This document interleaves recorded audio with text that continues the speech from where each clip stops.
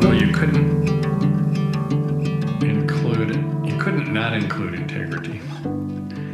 I mean, if there's any one value that's right at the heart of being human, it's integrity. So to do a leadership assessment and not include integrity would be a major miss. In the industry, of course, it's in our profession, it's referenced all the time, but the biggest research that I'm aware of was Kuntz and Posner's research years ago. And of course, they ended up creating their own 360. But they did research on what do employees or subordinates, direct reports, and employees want in their bosses. What's the quality that they want or the capability that they want? And number one, by a wide margin, was integrity.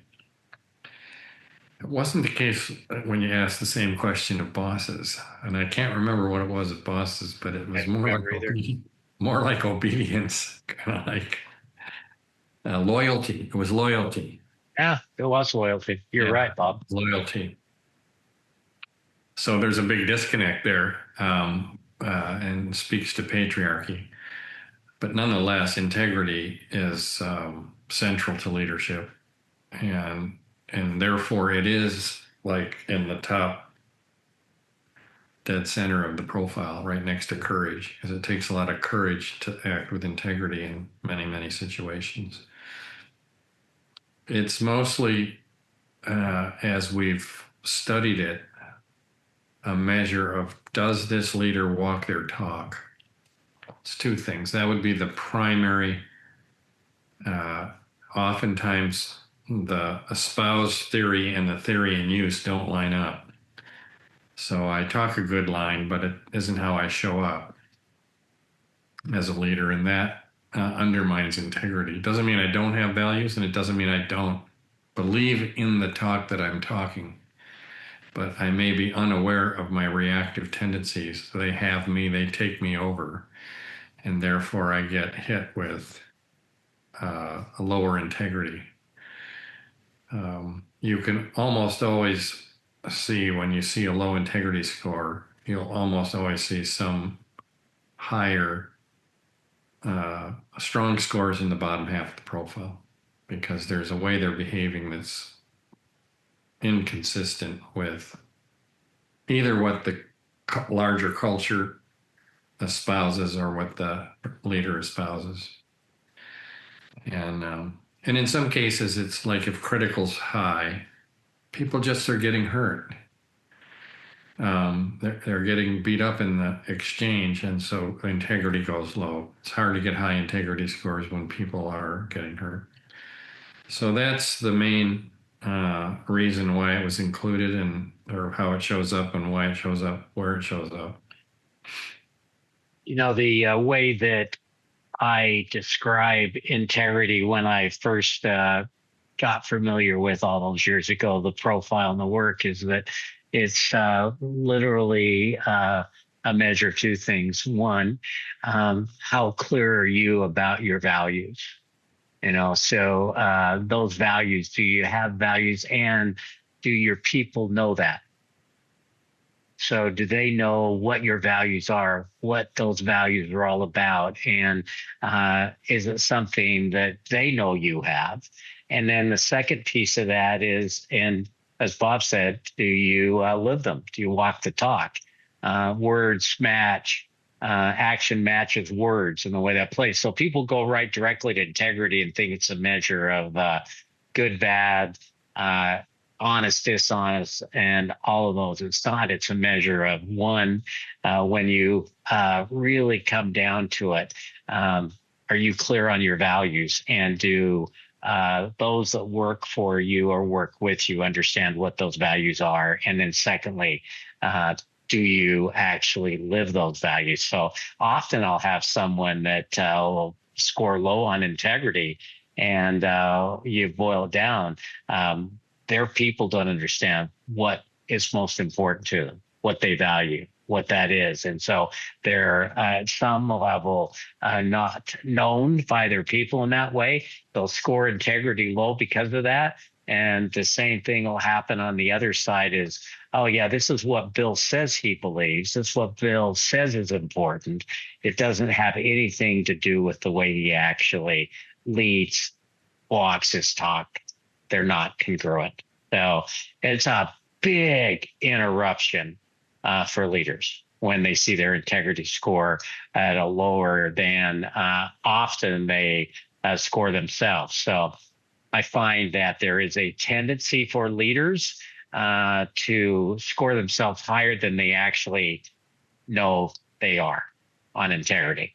So when I get in the conversation with them, wow, your score in here, when I look at it, it's bottom quartile, down there, and pretty challenged score.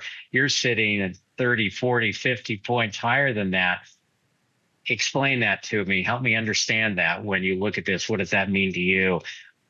I often find out to say, now that I really understand and think about it, yeah, I scored myself too high there. I scored myself too high there. So what it points to is whether or not someone feels like they're in integrity as a leader. Am I in integrity? Am I actually consistent with what I believe is important or think is important, or does it not show up that way? And wow, it opens up a deep conversation of introspection and reflection. Yeah, this is one where the self score and the other score can be both provide really useful information. Most 360s will use the self score for some form of gap analysis. But because the leadership circle is such a deep insight into the person, the self score is a really significant sort of psychometric window into how this person is perceiving themselves and talking to themselves, and what they're feeling about their situation, their leadership, themselves, and so on. So it's a very powerful, and this one in particular, when you score yourself low on integrity, that's really a powerful conversation. I will say, Yeah. just aside, it's hard to score high on this on integrity. That because it's because of what we talked about earlier. It's the most highly valued quality. And in any assessment, when something's highly valued, there's a response bias that creeps in. People score highly valued items higher. So the average scores go up, which means you have to score yourself pretty high on integrity to get a high score on integrity. But nonetheless, it makes it a very sensitive scale. So when you're scoring yourself down in the 30th percentile, there's a pretty strong conversation that's going to open up. Bill, you were going to say something. Well, I was thinking about what you were saying, Bob. So I was going to ask a question, but I don't want to interrupt and not hear what you're going to lay out there. When I get a low score, that self score thrown off in integrity, I think I have some of the deepest conversations with those leaders of any conversation that I have. And the reason for that is it goes right to the heart of whether or not what we talked about a moment ago, whether they feel like they're in integrity. That I'm rather consistent here. And what I often find, and I've got a leader in mind here, which of course, in this one, I'm not going to mention his name. You're going to know exactly who I'm talking about, Bob. One of my leaders, like we're talking 30 28,000 people in the organization were inside of his organization. So 28,000 people within the organization. He scored himself really low in integrity. He was not living his values. So his expressed, espoused values were not the way that he was showing up in the leadership of others, and also the way that he actually thought about self. And so the conversation that opened up is that, and it was recent over the last 18 months, I'm actually being asked to do, and I'm following through on things that are against my values. I'm leading in a way that's not consistent with my values and taking actions that are inconsistent. And obviously, we're not talking about kind of violations here that are going to give him a first degree sort of felony. We're not talking about any of that, but it's in the way that he was being asked to act on and as a result treat people. And he was like, I can't do this anymore. He ended up retiring early and resigning.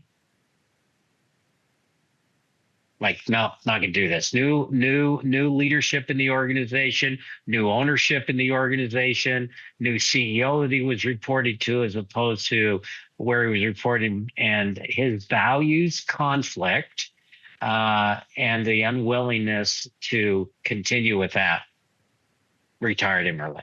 He said, not doing this. Oh, this is a big, big, big deal when it comes to both self and others around how it is we see and feel about ourselves. I think it's a big deal, really a big deal. Yeah, I think there's another theme that it often will be underneath a low self score, and it's I've lost track of my creative edge. Mm, mm. Like like the soul refuses to invest itself in a compromise. And somewhere along the way, I quit pursuing my edge. I'm playing it safe, and I've lost track of what really matters. Or I know what it is, but it would cost me too much to go there, or at least I perceive it that way. So I'm living and leading not from passion, but from some sense of obligation or safety. And I know it. And and I'm not enthused by my own life. Well, Bob, the soul refuses to live a compromise. I just take a little bit of a dive into that for a moment. How much more deep, or how uh, deeply do you go after what it means not to be living in integrity when you talk about that? Oh, Yeah. well, this doesn't fit with who I am and who I came here to be. Yeah. I once was asked to do some coaching with very senior person, Fortune 50 company, sat right on the senior team. And I didn't know him well. And I got into meet him the very first session. I started asking him about what mattered because he was pretty rough around the edges. And so I was trying to explore what matters enough to change. And he actually went there, and he went there profoundly. So much so that here's this really tough guy. He started crying, and he just started weeping, and because he was nowhere near what he cared about.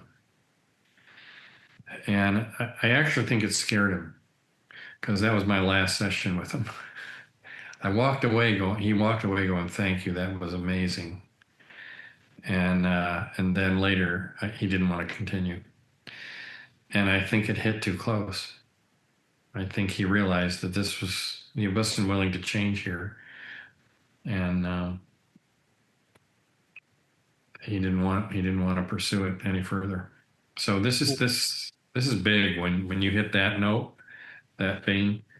Um, it's a major interruption. Uh, Willing or unwilling to take a look at it? Was he was he willing or unwilling to take a look at it, Bob? He dove in, and then I think it scared him. I think he realized how deep this went and how far off course he was and what it would require of him. So he then backed away from it. Cognitive dissonance there and a little buyer's remorse, probably, huh? Yeah. Like, Yeah. yeah, scared him and it got too close. I appreciate the way you laid that out. I was thinking as you were talking that through that I had a top team. This goes back, maybe as much as 8 or 10 years ago. Worked with them for quite a while over the years. Their group score on integrity on the top team was low. So when you look at that across the top team, that was let alone any team for that matter, that was the topic of conversation. I have an entire team here that is scoring themselves the same way. And you're like, I think we better start here. And it took quite a bit of time because they were to work our way through that and to actually have that lift itself, because they were all experiencing, with the exception of maybe one player on that team, not living within integrity. Now, there's a compromise. The other side of this is when you've got an authentic score of someone that's living their values, that's clear on what their values are, what they value, what's most important to them, and that shows up in the way that they act, behave, interact on a day-to-day basis, the way they run their business, the way they lead their business, the way they think about their business. Their life is integrity. Within integrity, there is no compromise on what the soul wants. It's actually with integrity, it's an alignment. And those could not be more opposite ends of the scale when we talk about collective leadership or individual leadership. Yeah. Yeah. I was brought into a oil refinery years ago to try to salvage the career of one of the senior players on the team as head of operations, which is the biggest job in a refinery because almost everybody reports to you. And he was just his way of leading was just causing all kinds of trouble, and the boss didn't know how to deal with it. So the first time I met with him, I walked into his office. He knew I was coming. He knew I was there, and I walk in. He says, "Sit down. Let me tell you what I want from this engagement." Right out of the gate. Like, oh, okay, interesting. Well, it turns out that when this guy was hired, that this refinery was on the auction block because it was so low performing and no one would buy it. Like the industry didn't want to touch it. And now with his leadership, it was the highest performing in the industry, and they wouldn't think of selling it. And so he had made a tremendous contribution to this refinery. And so I went around, interviewed people around him, and it was like a Jekyll and Hyde situation. So when I talked with him, he talked about engagement, involvement, empowerment, all this stuff around how he I think thought he led, and he could quote more books than I could on the subject. He had read more stuff on really high engagement, high empowerment kind of leadership than I had. And then I go talk to people, and they tell me, well, some days he's amazing. But the other half of the days, he's like Jekyll and Hyde. He comes in, he takes over every meeting, he dominates, he beats people up, he's mean spirited. It's just like two different people show up. And so he talked uh, about his espoused value is all this stuff on empowerment and involvement and engagement and participation and inclusion and all this stuff. And everybody was terrified of him. And so when I gave him the 360 results and we had a conversation, he said to me, he said, "Look, I'm a turnaround specialist. That's what I do." He said, "But here's the thing I really want to explore with you. I don't want to be a turnaround specialist anymore. I'm I have a family and I don't want to keep moving and moving and moving and moving. And I'm wanting to know if my leadership style can take this plant to the next level. And from looking at these results, I have to conclude that they don't, that it's not up for that. And so that's what I want to work on. How do I take my leadership to the next level?" And the score that got his attention to break into that conversation was the low integrity score. And that primarily was coming from the inconsistency. Yeah, he scored himself really high across relating and much lower across controlling and critical and arrogance and all that. And he got reversed feedback score. So really low on relating.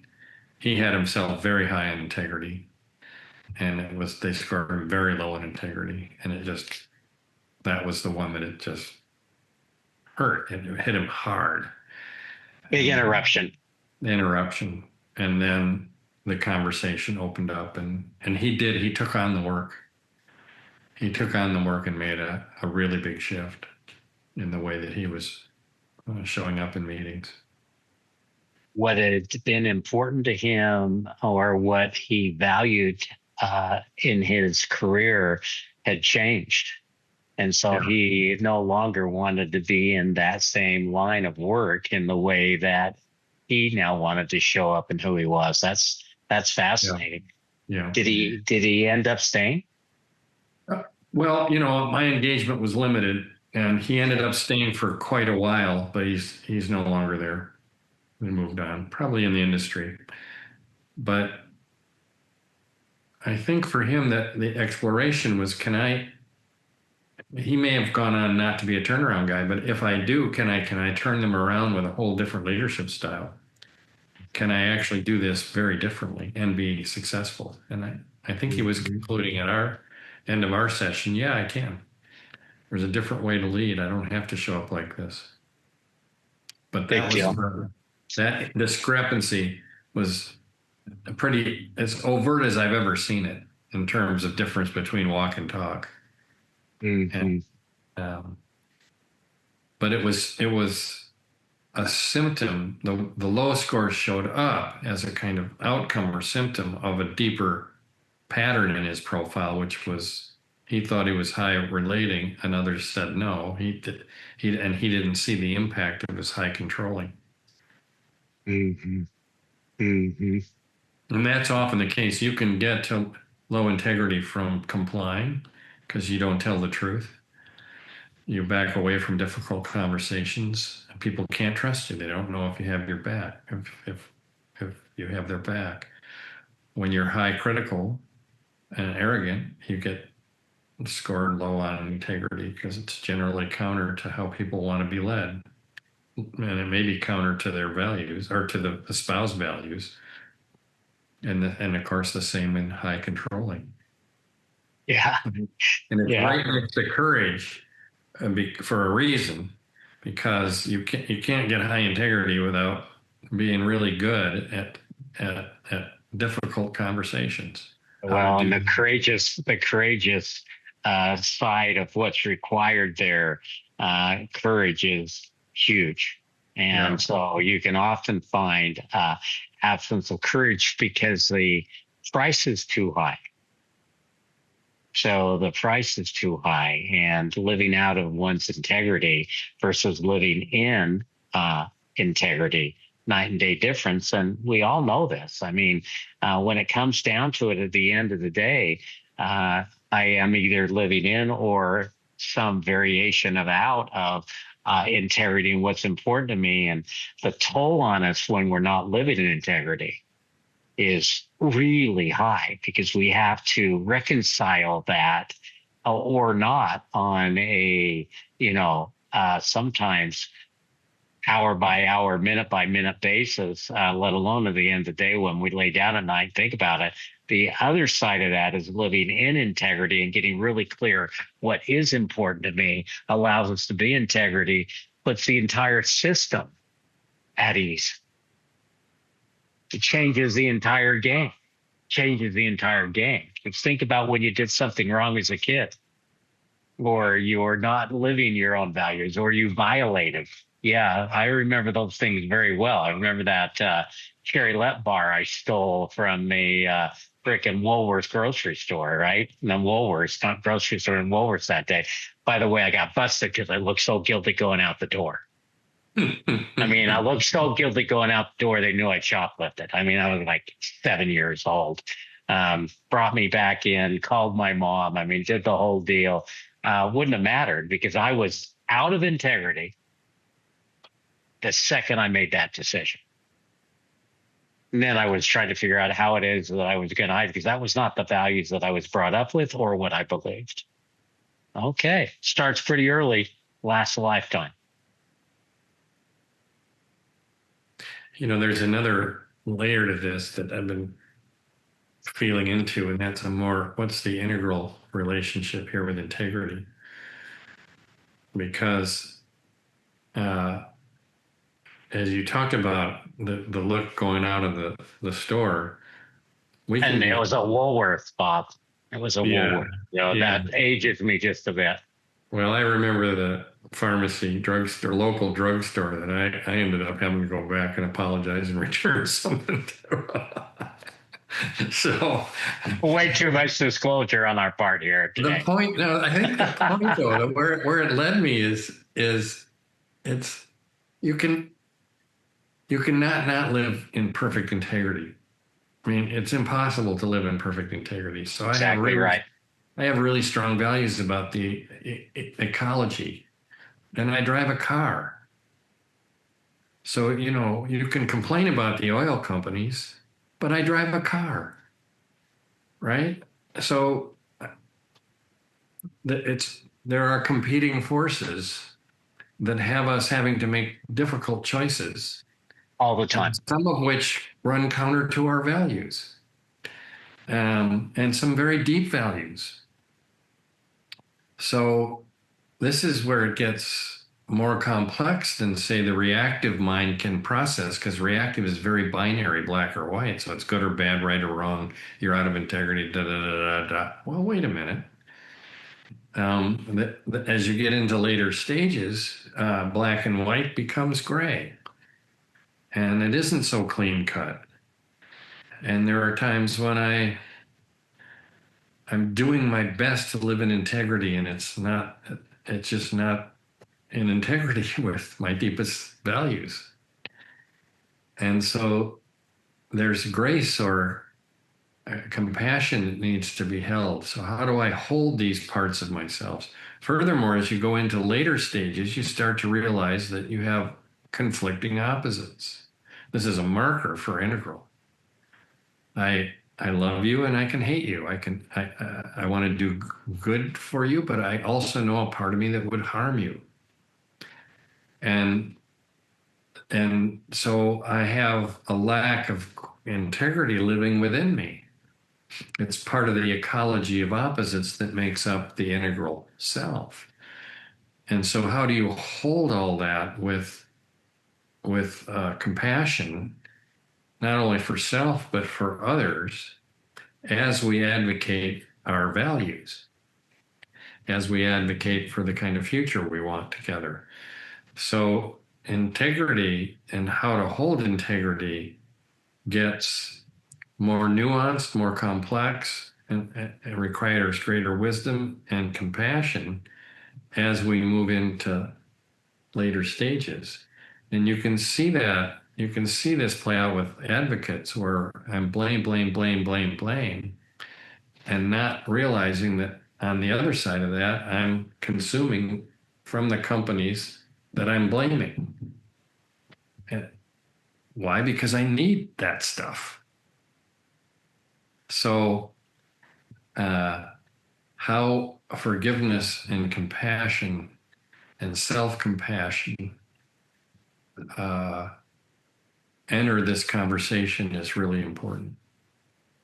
The compassion for self and other, what it means to actually extend grace, the extension of grace, which is most difficult to do for ourselves, extension of grace to self, puts us right in the heart of the conversation around integrity. No question, because of the ecology of it and the way that you laid that out, Bob. I think that the entire thing is there's always a measure of in or out and where that is. And it's something that we hit in time, over time, but it's a constant working towards and being in because it becomes a measure for us on whether or not we are okay. Oh, yeah, this is right where I need to be. And I think you said it really well on the way that you described the soul not compromising. The other thing is values develop over time and change over time. Oh, yeah. So when we're going through a transition, a value transition, then it's a realignment around the value as it is changing and as it changes. So this is alive and well with us all the time. For those of us that have had the experience of being raised as kids, which is all of us, or having the experience of having children and raising them. Wow, think about what happens between, child and adulthood, and the stages of adulthood over time. It's ongoing. I love this conversation because I'm not sure there's anything that becomes more of a North Star for us individually than what this is. What's the North Star that I choose or want to be living and moving towards at all times? Yeah. I'm There's so much more here than when we entered into this conversation, whatever it was, 30 minutes ago, 20 minutes ago now, that I'm appreciative of the depth of the conversation because now I'm rethinking my own conclusions. I appreciate that. It's fun. There's another nuance here that I think is important, and it was a confrontation that I personally got in reading Bob Keegan's book, In Over Our Heads, because in there, my mentor and one of my great teachers is Peter Block, and he challenges Peter on one of the stories Peter tells in his book, and it's about a manager who disagrees with the direction that the team is deciding to go and never says anything. There are higher ups in the room, and this manager decides to kind of keep his or her head low and not rock the boat. And Peter talks about that as a person acting out of integrity. And there's a certain poignancy to that argument.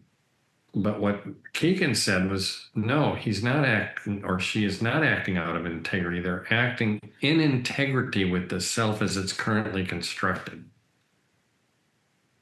They're acting in integrity with the self as it's currently constructed. So if I'm constructed around pleasing as a core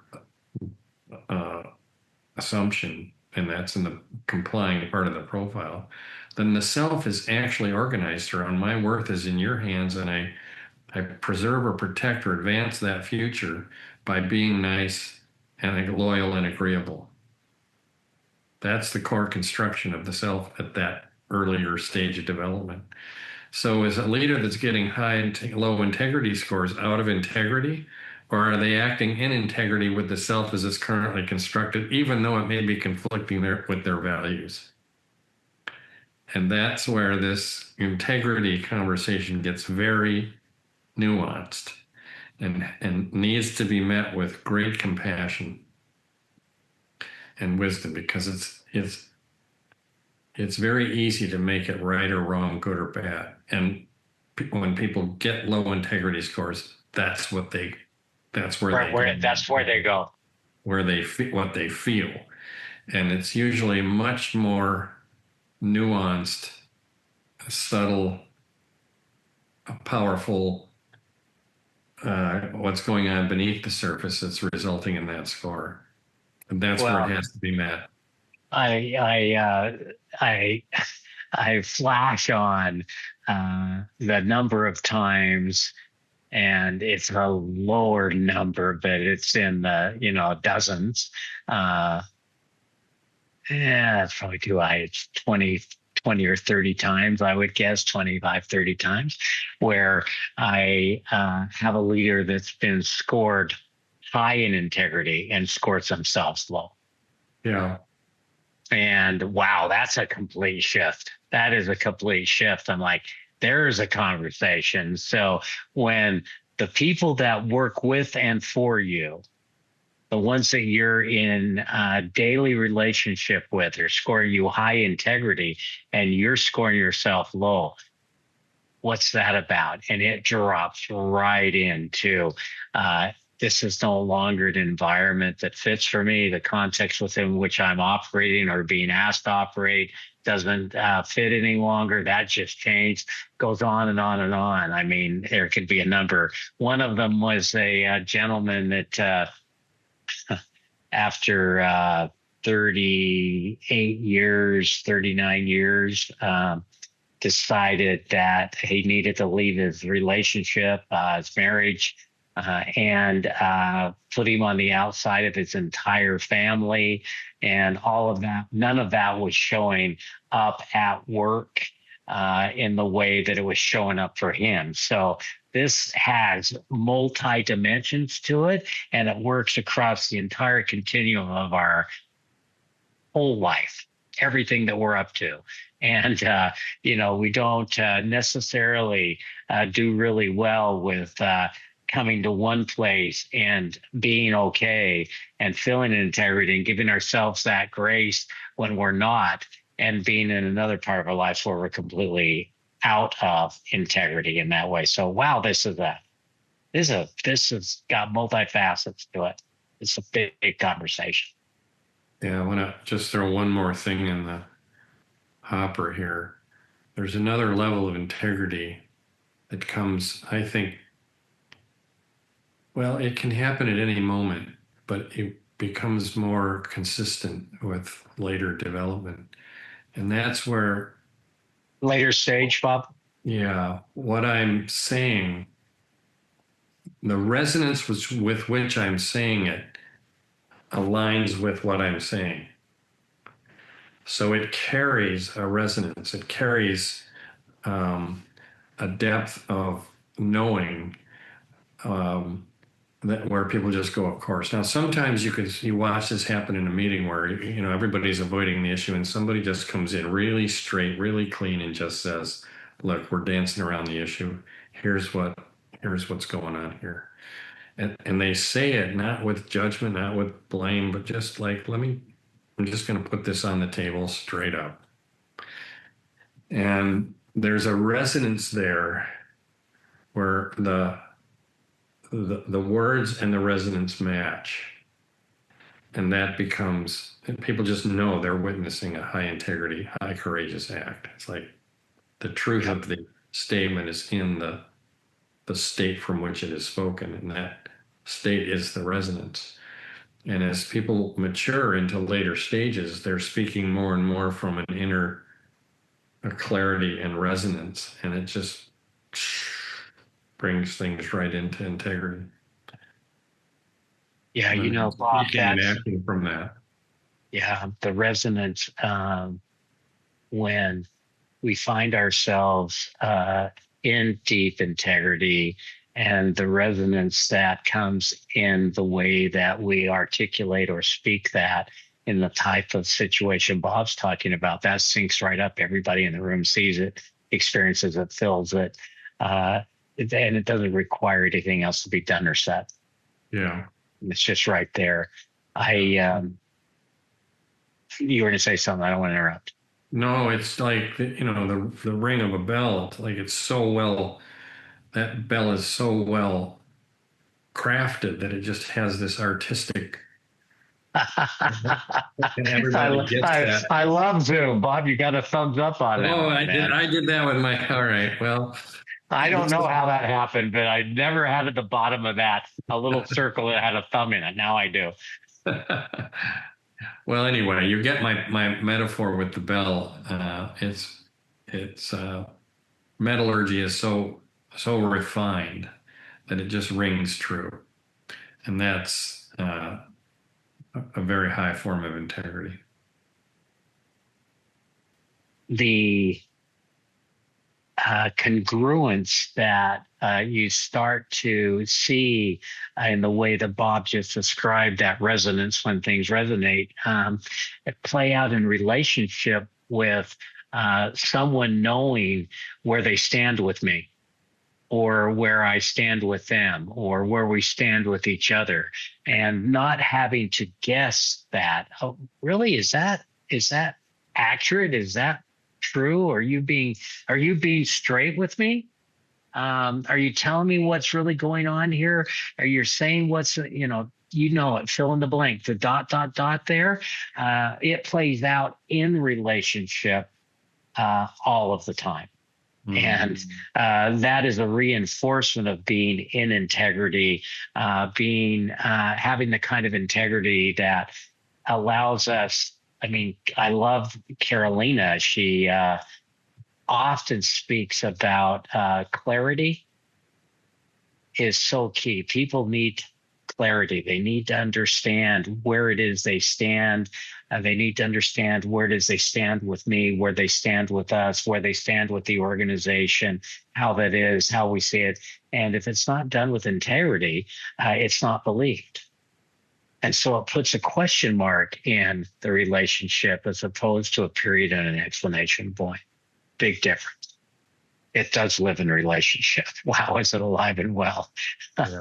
It's alive and well. I mean, I would hate to say I actually know the exact number of years, but the 35 years or so that Cindy and I've been together, when we're clear with each other, when we're straight, we're open, and the grace to be there with that, there's integrity within the relationship. So it lives within relationship. We talk so much about it being individual. And yes, once I've got A and B together, there's a C. And what's the integrity of the relationship? The C relationship. And that plays itself out across one-on-ones, teams, groups, organizations. The other component of that is that if I think I have that with you, or you think you have that with me, yeah, and then you watch me with another relationship behaving in a way that is contrary to that, yeah, it comes right back and said, well, do I really have that with you? So if you watch me behaving out of that integrity that you think you have with me over here, then you come back and go, well, if you're not saying the truth over here, are you really telling me the truth? So it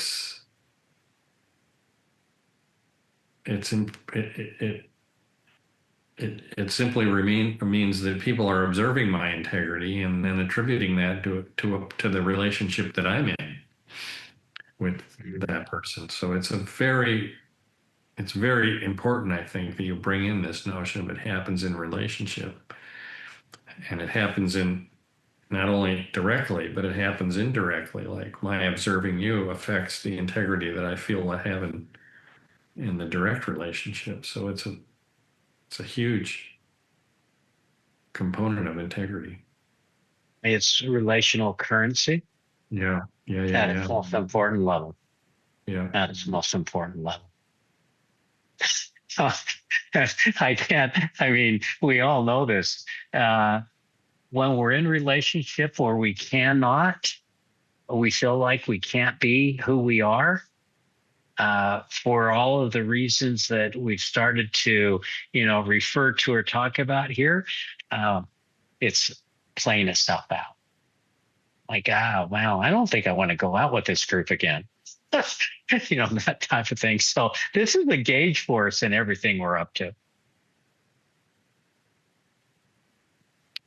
Yeah, the word trust hasn't, I don't think, come into the conversation. But if you were to That's say pretty interesting. what dimension most builds and undermines trust, this one would be top the charts. We don't have trust as a competency because it's an outcome of behavior. It's an outcome of how I'm showing up, and competency measures are trying to measure how you're showing up. So if you're out of integrity, trust goes like that. No, when we worked that, Bob, at the very beginning of Honda, I called you and I said, okay, I got to do this trust module. You gave me the 5 areas inside the creative that most actually promoted trust. And we started with integrity Yeah. in that one. And so low integrity scores, moderate integrity scores have an expectation that trust in and of itself is then challenged. Yes. Yeah.